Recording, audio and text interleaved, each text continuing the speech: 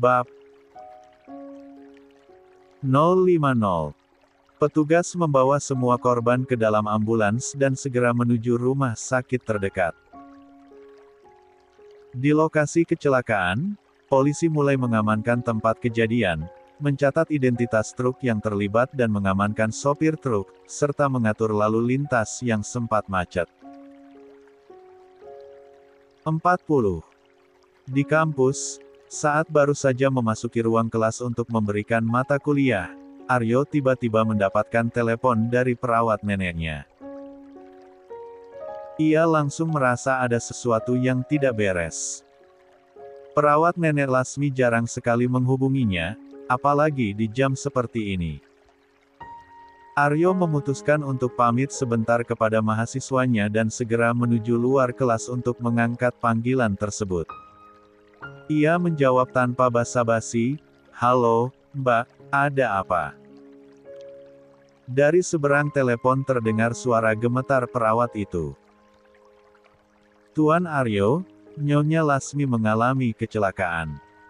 Sekarang beliau sedang dibawa ke rumah sakit Mitra Sehat," kata Mbak Asi terbata-bata. Aryo tertegun sejenak, mencoba mencerna apa yang baru saja didengarnya. "Apa? Bagaimana bisa?" "Baiklah, Mbak, aku akan segera ke sana. Tolong terus kabari aku tentang kondisi nenek." Setelah menutup telepon, Aryo kembali masuk ke dalam kelas. Ia berdiri di depan para mahasiswa dan berkata, "Maaf, saya harus pergi karena ada urusan mendesak. Kuliah hari ini diliburkan. Mohon pengertiannya." Tanpa membuang waktu, Aryo mengajak Dewi untuk ikut bersamanya. Di dalam mobil, suasana terasa tegang. Baru setelah mobil melaju, Dewi memberanikan diri bertanya, "Ada apa, Mas? Apa yang terjadi?" Mas Aryo kelihatan cemas. Aryo menjawab cepat tanpa menoleh, pandangannya lurus ke jalan. "Nenek kecelakaan, Dewi. Sekarang dia di rumah sakit. Kondisinya kritis." Dewi terkejut mendengar kabar itu. "Astagfirullah," ucapnya lirih. Lah ingin bertanya lebih banyak, tetapi melihat wajah Aryo yang penuh kekhawatiran, Dewi memilih diam. Ia hanya bisa berdoa dalam hati agar semuanya baik-baik saja. Sepanjang perjalanan, Aryo terus memacu mobilnya dengan pikiran yang penuh kekhawatiran, berharap ia bisa segera tiba di rumah sakit. Aryo melajukan mobilnya dengan kecepatan tinggi menuju rumah sakit Mitra Sehat. Wajahnya tegang, tatapannya lurus ke depan, seakan enggan kehilangan waktu barang sedetik pun. Di sampingnya, Dewi duduk diam, sesekali melirik Aryo dengan khawatir, tetapi memilih untuk tidak mengganggu fokus suaminya. "Semoga tidak terjadi apa-apa pada nenek," gumam Aryo pelan, hampir seperti berbicara pada dirinya sendiri. Dewi hanya mengangguk kecil sambil memanjatkan doa dalam hati. Ia tahu, Bu Lasmi adalah sosok yang sangat berarti bagi Aryo, dan kecelakaan ini pasti mengguncang hati suaminya. Setibanya di rumah sakit, Aryo langsung memarkir mobil di dekat area pintu masuk darurat. Ia segera turun dan berlari menuju ruang gawat darurat, diikuti oleh Dewi. Di depan ruang IGD, Aryo melihat Mbak Asi berdiri dengan wajah pucat dan mata sembab, serta terdapat perban di dahi dan lengannya. Ketika melihat Aryo datang, Mbak Asi segera mendekat. "Tuan Aryo, Nyonya Lasmi masih belum sadarkan diri. Kondisinya cukup serius, tapi dokter bilang mereka akan melakukan yang terbaik," ucap Mbak Asi sambil menahan isak tangis. Aryo mencoba tetap tenang meski hatinya kacau. "Terima kasih, Mbak Asi. Tolong ceritakan, bagaimana kecelakaan ini bisa terjadi?" Tanyanya dengan suara bergetar. Mbak Asih menghela napas panjang sebelum menjawab. Pak Yanto tiba-tiba merasa mengantuk saat 41. Mengemudi, padahal sebelumnya dia tidak menunjukkan tanda-tanda kelelahan. Saat memutar balik mobil, tiba-tiba ada truk yang melaju kencang dari arah berlawanan dan menabrak sisi kiri mobil. Nyonya Lasmi terkena benturan yang cukup keras. Suara Mbak Asih semakin lirih. Dewi yang berdiri di samping Aryo ikut terkejut mendengar penjelasan itu. Apa Mbak Asih dan Pak Yanto baik-baik saja? Tanya Dewi dengan nada cemas. Pak Yanto mengalami patah di lengannya dan saya hanya mengalami luka ringan. Tetapi Nyonya Lasmi, dia yang paling parah. Dokter bilang ada cedera di kepala dan tulang rusuknya, jawab Mbak Asih, air matanya mulai mengalir lagi. Aryo mengepalkan tangannya, mencoba menahan rasa marah dan cemas yang bercampur aduk dalam dirinya. Aku harus menemui dokter. Tunggu di sini, ucap Aryo tegas sebelum melangkah cepat menuju ruang dokter. Dewi mengangguk kepada Aryo dengan lembut sebelum dia pergi. Iya mas, ucap Dewi dengan suara lembut. Aryo menoleh sekilas, tanpa berkata apa-apa, lalu melanjutkan langkahnya. Di dalam hatinya, Aryo merasa ada yang tidak beres dengan kejadian ini. Pak Yanto tiba-tiba mengantuk. Ini tidak masuk akal. Aku mengenal Pak Yanto bertahun-tahun. Dia bukan orang yang teledor dalam bekerja, pikirnya. Namun, untuk saat ini, fokus utamanya adalah memastikan keselamatan neneknya yang sedang berjuang antara hidup dan mati. Setelah mendengar penjelasan dokter mengenai kondisi neneknya, Aryo masih merasa ada sesuatu yang mengganjal dalam pikirannya. Apalagi setelah peristiwa yang terjadi beberapa waktu belakangan ini. Ia segera mencari Pak Yanto, yang juga sedang dirawat di IGD. Ketika Aryo tiba, ia melihat Pak Yanto sedang berbaring dengan wajah pucat dan tampak lengan kanannya digips. Pak Yanto, bisa kita bicara sebentar? Tanya Aryo seraya duduk di hadapannya. Pak Yanto menatap Aryo dengan sorot mata penuh rasa bersalah. Silakan, Tuan Aryo. Sebelumnya, saya mohon maaf sebesar-besarnya. Karena keteledoran saya, kecelakaan ini sampai terjadi, ucapnya dengan nada penuh penyesalan. Aryo menarik napas dalam, berusaha tetap tenang. Bisa Bapak ceritakan apa yang sebenarnya terjadi sampai kecelakaan itu bisa terjadi? Tanyanya serius. Pak Yanto menghela napas panjang sebelum memulai ceritanya. Seperti biasa, pagi tadi saya mengantar Bu Lasmi ke rumah sakit untuk check up kesehatan.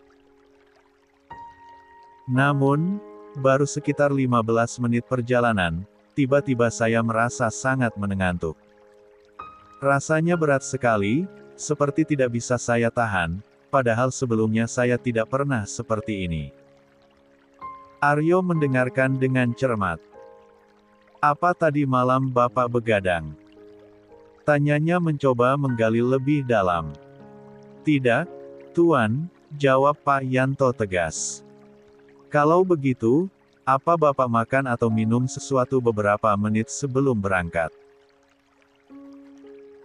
Minum obat mungkin yang bisa mengakibatkan mengantuk, tanya Aryo mendesak.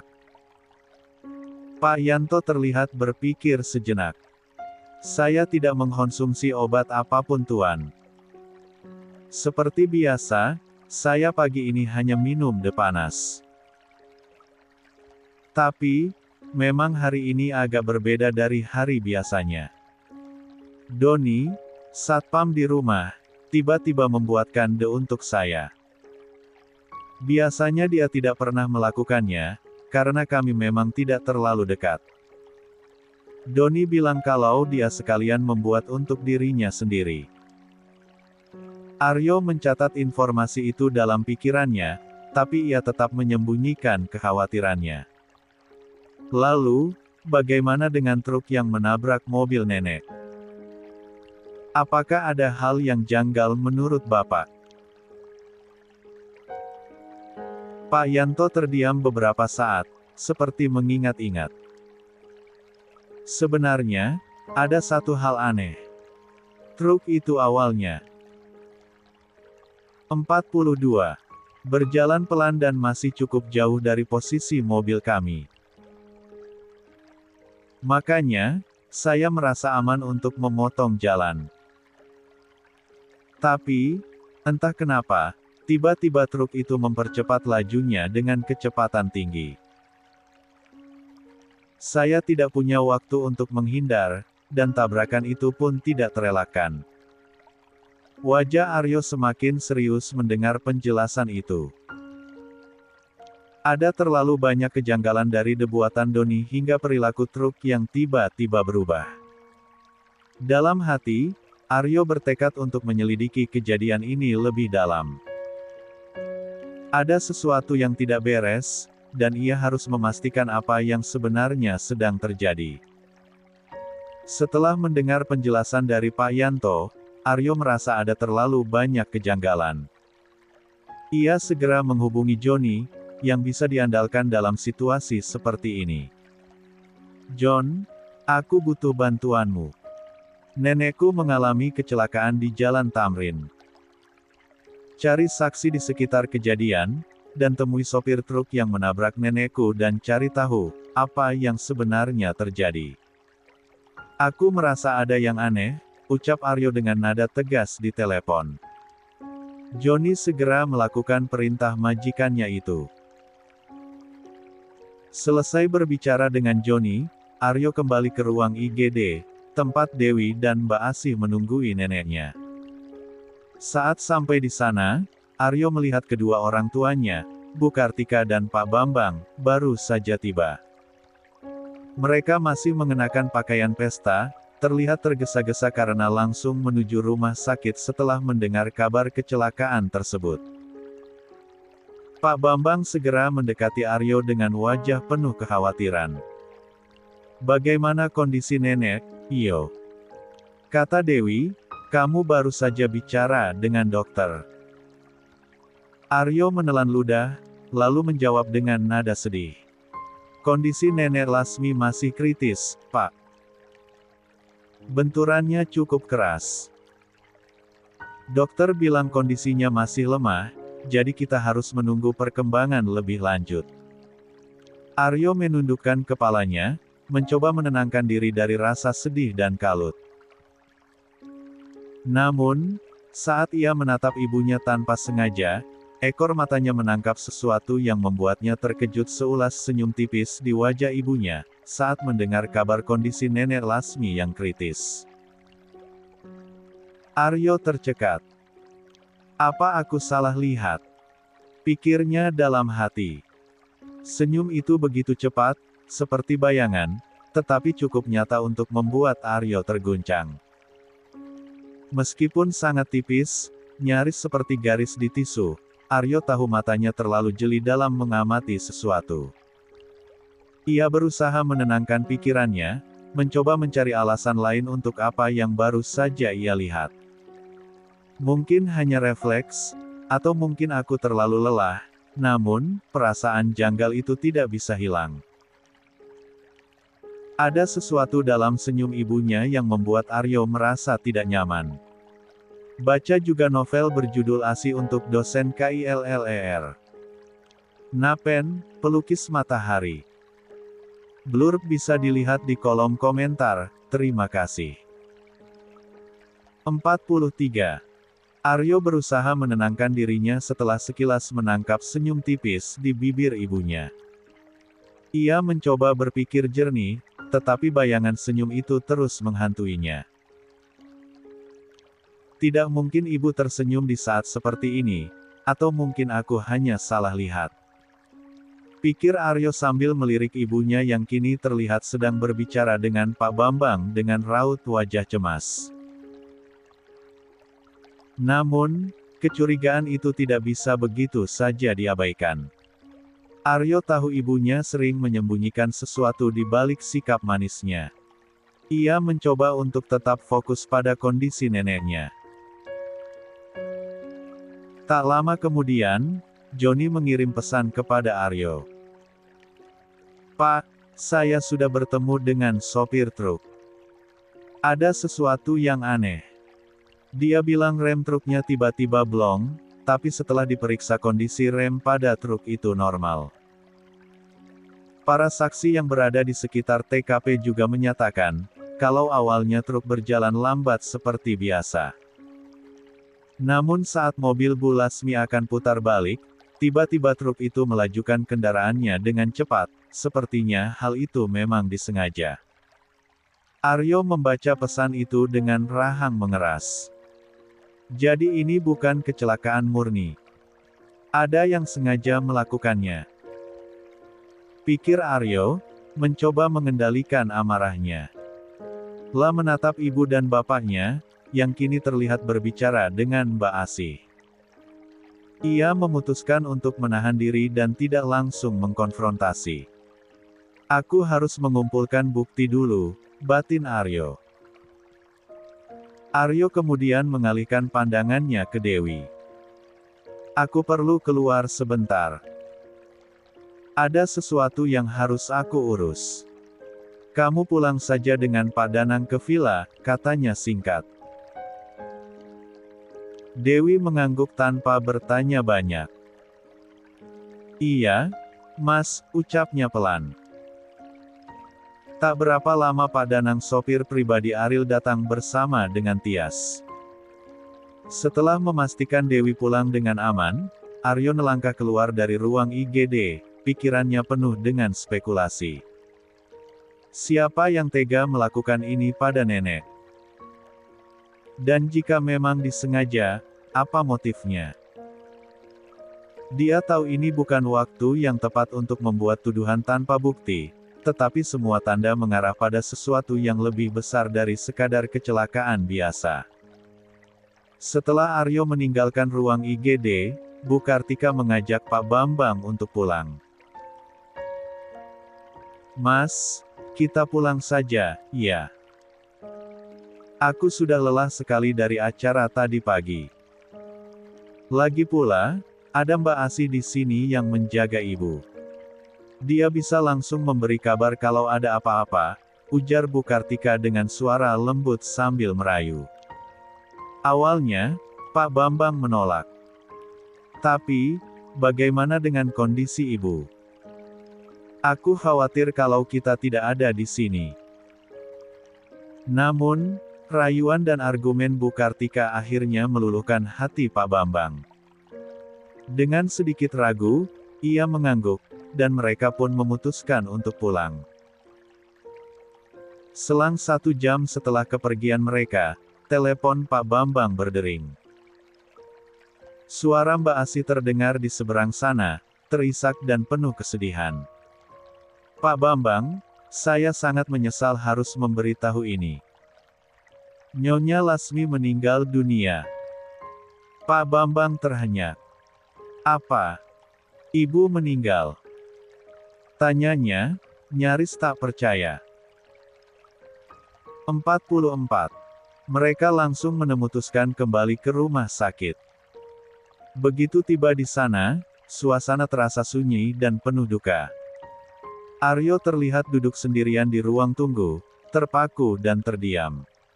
Wajahnya tampak kosong, seperti kehilangan arah. Tidak ada Dewi di sisinya, hanya dirinya yang menahan kesedihan seorang diri. Pak Bambang menghampiri Aryo dan mencoba menenangkannya, tetapi Bu Kartika malah berdiam diri di sudut ruangan, memandang anak dan suaminya yang tengah larut dalam kesedihan. Diam-diam, ia mengeluarkan ponselnya dan mengirim pesan pada Siska. Pesannya singkat namun penuh maksud. "Siska, Ini kesempatanmu. Nenek Lasmi baru saja meninggal, dan Aryo sedang sendirian, sangat terpukul. Dewi tidak ada di sisinya. Kalau kau ingin merebut hatinya kembali, sekarang waktu yang tepat. Datanglah ke rumah sakit segera. Setelah mengirim pesan, Kartika menatap Pak Bambang yang tampak diam membisu, mencoba mencerna kabar kematian Nenek Lasmi. Aku tidak percaya. Ibu meninggal begitu saja setelah kecelakaan itu, gumam Pak Bambang pelan, menunduk dalam kesedihan.